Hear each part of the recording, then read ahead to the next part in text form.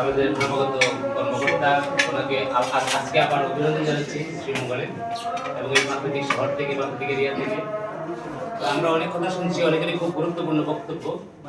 আমি খুব শর্ট দুইটা কথা বলবো। একটা কথা হচ্ছে আমার দাদা আমাকে একটু হেল্প করতে হবে।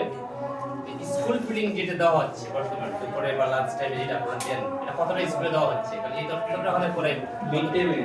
জি জি মিড ডে মিল নিয়ে আমার কাছে কিছু অবজারভেশন আসছে। আমি গতকালকে আপনাদের কেউ অথবা কেউ আমাকে ইনফর্ম করেছেন, তো আমি এটা নিয়ে একটু খবর নেব। এটা গভর্নমেন্ট থেকে দেওয়া হয়, তো মেনুটা সম্পর্কে অবজারভেশন আসছে কিছু কিছু জায়গা থেকে, ইনফ্যাক্ট কিছু স্কুল থেকে মেনু নিয়ে অবজারভেশন আছে। তো আমি সেটা নোট করেছি। আমার মনে হয় আমি সংশ্লিষ্ট দপ্তরের সাথে কথা বলবো যে এটাকে আসলে সরকার কর্তৃক ডিসাইডেড নাকি লোকালি কোনো কিছু করার সুযোগ থাকে। যদি সরকারের টপ পর্যায়ে থেকে ডিসাইডেড থাকে তাহলে আমরা তাদের জন্য আমাদের যে পরামর্শ সেটা দিব, আর যদি লোকালি চেঞ্জ করার সুযোগ থাকে আমরা প্রয়োজনে আপনাদের সাথে পরামর্শ করে চেঞ্জ করব।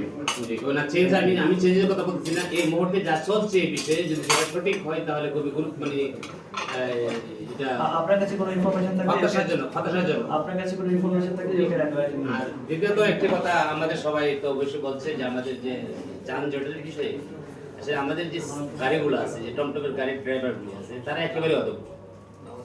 কারণ তারা আমার মনে হয় না এখানে এমন কেউ আছেন যে টমটমের সাথে মানে বা ওদেরকে দেখে আপনার নিজের গাড়িটা ভয় পান নাই বা মনে করেন আমরা ভয় পাই। আমরা রাস্তাতে মনে করি যে এটা আমাদের জব আসলে এটা এই ওদেরকে ট্রেন আপ করতে জানি না। আমরা আগে আলাপ করছি আপনার থেকে আরো 4-5 জন ট্রেন থেকে আমরা বারবার এটা আসলে মানে শ্রীমঙ্গলের সমস্যা না, এই ইস্যু এখন ঢাকাতেও আছে। ঢাকাতে ট্রেন আপ এদেরকে দুইটা জিনিস ট্রেন আপ করার প্রয়োজন। একটা হলো তার গাড়ি চালানোর জন্য ট্রেন আপ এবং মানুষের সাথে আচার ব্যবহারটা ভালো করার জন্য, এবং যাতে চট করে একজন মানুষের তুই মানে যা ইচ্ছা তা করে না। অনেক সময় আমরাই আসলে শর্মে পড়েছি এমন ভাবে কথাবার্তা বলেন, আর বাহিরের মানুষের সাথে একেবারে বলার প্রশ্নই ওঠে না। এটা খুব দুঃখের পাঠ সত্য।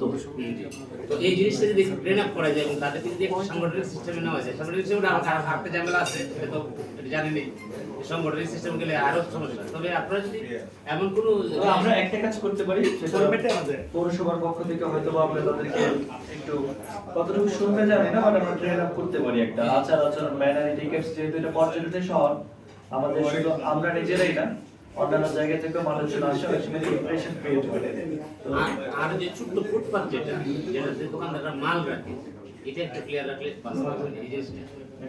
এতটুকু ধন্যবাদ। ওকে, আমাদের